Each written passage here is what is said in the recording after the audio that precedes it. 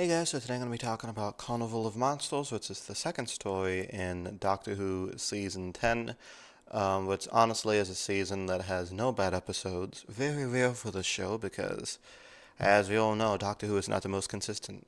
But this season, it's awesome. So I really like episodes like the Carnival of Monsters that open with this very bizarre premise and you don't know what the fuck is going on, and then it kind of gets explained to you as it goes.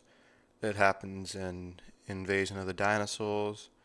It happens in Planet of the Giants, or the Android Invasion, Space Museum. You get a really odd first episode because you're focused on these aliens and shit, and then it keeps cutting back and forth between that and the Doctor and Joe on this boat in the 1920s, and you don't really know how they correlate, and it's explained later. I like that.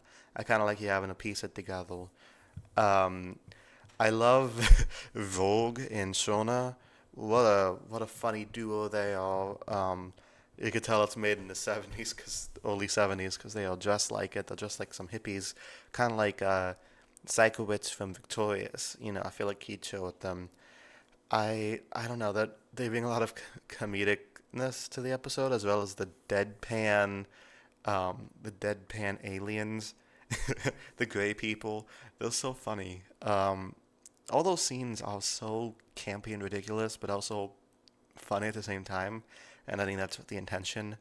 I also like all the time loop stuff going on inside of the machine they have, and the whole like boat thing, and the big drashig, the the dinosaur, um, the whole where they keep getting in, the Doctor and Joe keep getting interrogated by the ship's captain over and over again because they keep forgetting about it because of the time loop, and the Doctor and Joe are the only people outside of it. I like time loop stories, kind of like Groundhog Day, but this one has a sci-fi edge to it. Harry Sullivan is here for some reason. I guess he has a doppelganger out there somewhere in the world. That does happen a lot in Doctor Who. With the Sixth Doctor, it happened with Maltha. It happened with Belinda. So, it's happened a few times. Both Doctor, how could I forget? The effects in this story, well, kind of a mixed bag. I like the I like the scenes on the ship, and honestly, the scenes where they're inside of the computer look really cool. But the dinosaur kind of looks too cute to be threatening, if we're being honest. But this is all in all a very classic story. It's Doctor Who at its most fun.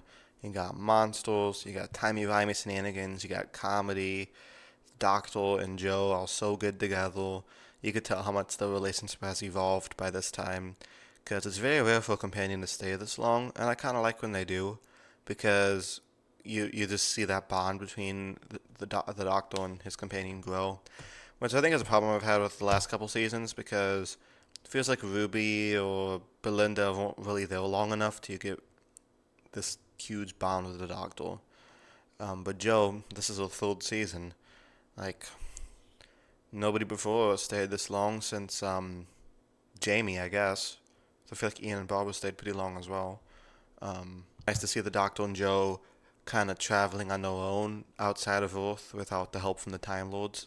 Like, the Doctor's back to being a wanderer, which brings the show back to its roots at the same time.